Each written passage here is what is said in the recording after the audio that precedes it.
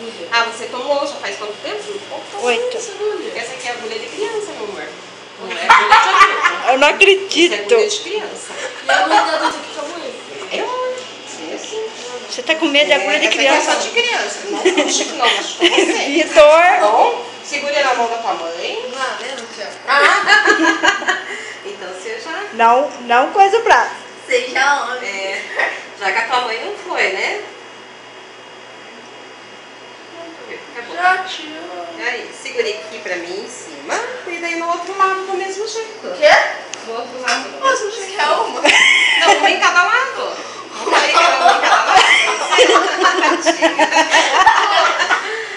Esse pessoal Vou te contar um segredo. A última vez que ele tomou vacina, ele tinha 8 anos, 8 ou 9 anos. Nossa, então é Teve que isso. chamar o segurança pra segurar ele. Sério? É a mesma coisa, tá, Vitor? Todo Vem. mundo. Vitor não, é... Aí faz uma massagem. Moisés, né? Eu falei, Vitor, vou pro seu Vitor. Nem dói, eu já tomei 2 Cala a vezes. boca. Ela só arde um pouquinho. Prontinho, Moisés, acabou. Segura ele do outro lado. Já vai passar.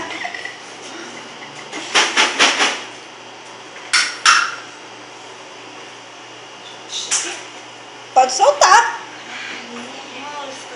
Você vai andar assim. Eu mesmo com dor de cabeça e com dor na barriga podia tomar febre amarela? Pode tomar do mesmo jeito. Poxa. Mesmo com dor de cabeça e dor na barriga. Que bom. Essa vacina é pra você ficar saudável.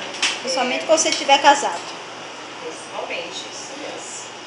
Ó, então, No meu em tempo, junho, o tempo do ele Walter tem não mais tinha. uma dose do HPV pra fazer. São 2 doses, Em junho? tá bom? Em junho. Em junho já? Nossa, Em junho. a minha em 2010. Mês 7. É Moisés o quê? Você não fez tanta cena igual ele, né? Não. Eu fiz na escola, eu tomei na escola. A HPV. Marta Maria Rodrigues.